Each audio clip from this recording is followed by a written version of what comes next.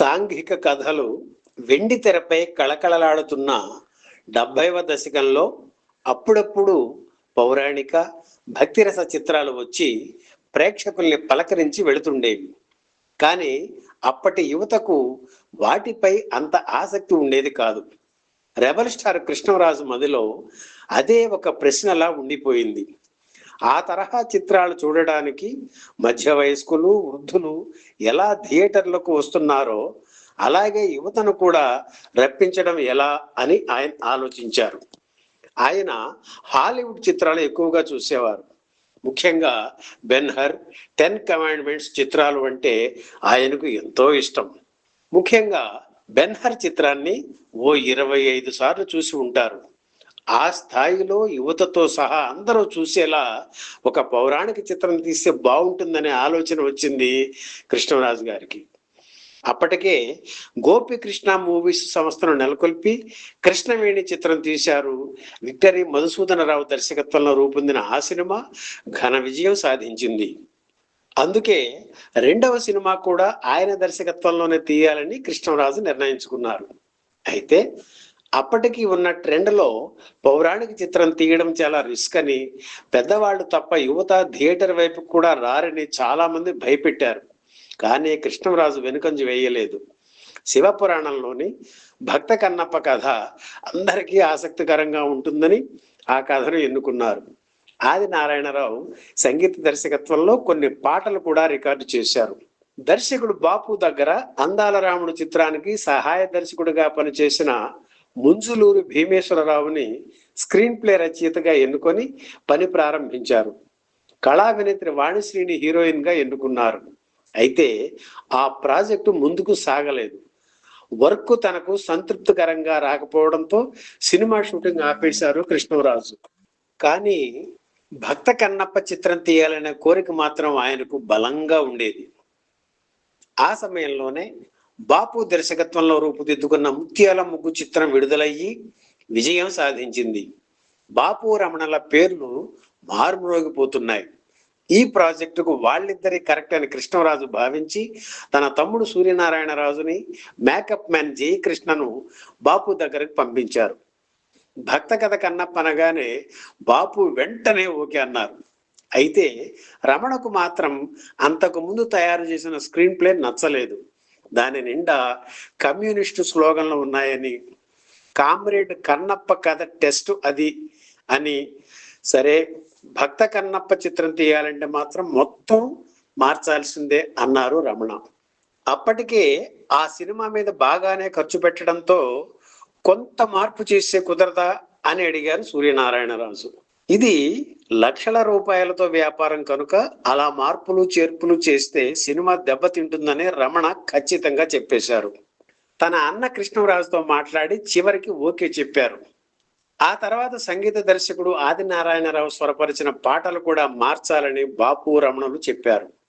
కానీ మార్చడానికి ఆది నారాయణరావు ఒప్పుకోలేదు. చివరికి మధ్య మార్గంగా ఆది నారాయణరావు శిష్యుడు సత్యమును సంగీత దర్శకుడిగా తీసుకున్నారు. టైటిల్స్ లో ఇద్దరి పేర్లు వేశారు. అద్భుతమైన పాటలు అందించారు సత్యం. రామకృష్ణ పాడిన ఆ పాటలు 50 ఏళ్ళు అయినా ఇప్పటికీ వినిపిస్తూనే ఉన్నాయి. కర్ణాటకలోని ప్రముఖ చిత్ర నిర్మాణ సంస్థ గుబ్బి కర్ణాటక ప్రొడక్షన్స్ కన్నడంలో బేడర కన్నప్ప చిత్రాన్ని నిర్మించి 1954 మే నెలలో విడుదల చేశారు. ఆ తర్వాత ఇదే కథను తెలుగులోనూ తీశారు. కన్నడ కంఠీరవ రాజ్ కుమార్ కు ఇదే తొలి చిత్రం. ముత్తురాజ్ అనే ఆయన అసలు పేరుని రాజ్ కుమార్ గా మార్చి అందులో అవకాశం కల్పించారు. ఆయన భార్యగా మాలతి నటించారు. ఆ సినిమాలో శివభక్తిని అడ్డం పెట్టుకుని అరాచకాలు చేసే ఆలయ పూజారి పాత్రను లింగమూర్తి పోషించారు. ఆ సినిమాలో వేశ్యమాతగా ఋష్యేంద్రమణి, ఆమె కూతురుగా రాజసులోచన నటించారు. మొదట ఈ పాత్రకు జమునని అడిగారు.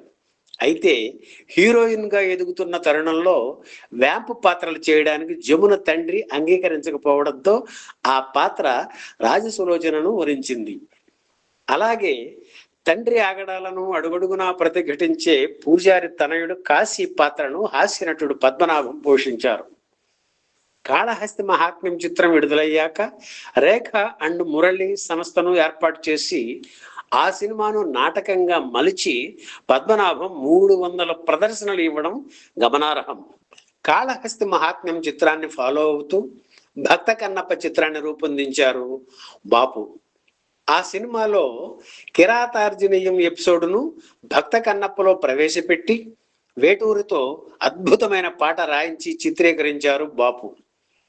ముత్యాలముగ్గు చిత్రంలో కాంట్రాక్టర్ పాత్రను పండించి ఎంతో పేరు తెచ్చుకున్న రావు గోపాలరావు భక్త కన్నప్పలో కైలాసనాథి శాస్త్రి పాత్రను పోషించారు. ఆయన తనయుడు కాశీ పాత్రకు మొదట రాజబాబును అనుకున్నారు. ఒకరోజు షూటింగ్ లో కూడా పాల్గొన్నారు రాజబాబు. ఆ తర్వాత డేట్స్ అడ్జస్ట్ కాక సినిమా నుంచి తప్పుకున్నారు రాజబాబు. ఆ తర్వాత కాళహస్తి మహాత్మ్యం సినిమాలో నటించిన పద్మనాభము సంప్రదించారు. అయితే ఆ సమయంలో తన తండ్రికి అస్వస్థత వల్ల అవుట్డోర్ వెళ్ళడానికి కుదరక పద్మనాభం అవకాశాన్ని వదులుకున్నారు. అలా చివరి క్షణంలో సారథిని ఆ పాత్ర వరించింది. భక్త కన్నప్ప చిత్రం షూటింగ్ పశ్చిమ గోదావరి జిల్లాలోని బుట్టాయగూడెం పరిసర ప్రాంతాల్లో జరిగింది. ఎటువంటి సౌకర్యాలు లేని మారుమూల గ్రామం అది. ఆ గ్రామ పెద్దలు కరాటం చంద్రయ్య, కృష్ణమూర్తి. వారిద్దరూ ఈ చిత్ర నిర్మాణానికి చేసిన సాయం అంతా ఇంతా కాదు. 2 ఎకరాల స్థలంలో 2000 తాటి చెట్లు కొట్టి వాటిని సగానికి కట్ చేసి వెదురు బొంగులతో ఆర్చిలా తయారు చేశారు. దాని చుట్టూ కార్నర్స్ లో వెదురు బురుజులు కట్టి ఒక్కో బురుజు దగ్గర దర్శకుడు బాపు వేసిన పెయింటింగ్స్ పెట్టారు. 35 అడుగుల విగ్రహాలను, 10 అడుగుల ఉన్న విగ్రహాలను 2 లారీలతో మద్రాసు నుంచి బుట్టాయిగూడెం తీసుకెళ్లి చిత్రీకరించడం విశేషం. ఈ సినిమాకు కృష్ణరాజు, వాణిశ్రీల మీద చిత్రీకరించిన కండ గెలిచింది కన్నె దొరికింది పాట ఒక హైలైట్. పాత సినిమా చంద్రలేఖలోని డ్రమ్ డ్యాన్స్ తన సినిమాలో కూడా ఉండాలని కృష్ణరాజు ముచ్చటపడ్డారు. అందుకే డ్రమ్స్ ఏర్పాటు చేసి భారీ ఎత్తున ఆ పాట తీసి ఆయన కోరిక తీర్చుకున్నారు. ముత్యాలముగ్గు శ్రీధర్ ఈ సినిమాలో విలన్ గా నటించారు. కళ్ళకు గంతలు కట్టుకుని కేవలం చప్పుడు ఆధారంగా కృష్ణరాజు, శ్రీధర్ చేసే కత్తి ఫైట్ ను అతి అద్భుతంగా తీశారు బాపు. పగలంతా షూటింగ్ లో పాల్గొని రాత్రి కాగానే జీపు టాప్ మీద కూర్చొని అడవిలో వేటకు వెళ్ళేవారు వాణిశ్రీ. తను వేటాడి తెచ్చిన చిన్న చిన్న జంతువులను ఆ మర్నాడు కాల్చి అందరికీ విందు చేసేవారు. 50 రోజుల పాటు బుట్టాయగూడెంలో షూటింగ్ చేశారు కృష్ణరాజు సోదరులు. ఖర్చు కూడా బాగానే అయ్యింది. ఆ రోజుల్లో పౌరాణిక చిత్రం తీయాలంటే 15 లక్షలు ఖర్చు అయ్యేది. కానీ భక్త కన్నప్ప కోసం కృష్ణరాజు 20 లక్షలు ఖర్చు పెట్టడం విశేషం. అంచనాలు మించి డబ్బు ఖర్చు కావడంతో చివరిలో 1 లక్ష రూపాయలు సర్దుబాటు చేశారు ముళ్ళపూడి వెంకటరమణ. కొంతకాలం తర్వాత ఆ డబ్బు వెనక్కి తిరిగి ఇచ్చేశారనుకోండి, అది వేరే విషయం. సరిగ్గా 50 ఏళ్ల క్రితం 1976 మే 29న విడుదలైన భక్త కన్నప్ప చిత్రం ఘన విజయం సాధించింది. విడుదలైన అన్ని కేంద్రాల్లో 100 రోజులు ఆడింది. ఈ సినిమా యూట్యూబ్ లో, అమెజాన్ ప్రైమ్ వీడియోలో అందుబాటులో ఉంది. వీలు చూసుకొని మరోసారి చూడండి. ఈ తరం ప్రేక్షకులకు కన్నప్ప కథను మంచు విష్ణు పరిచయం చేశారు. ఆయన హీరోగా నటించి నిర్మించిన కన్నప్ప చిత్రం గత ఏడాది విడుదలయ్యింది.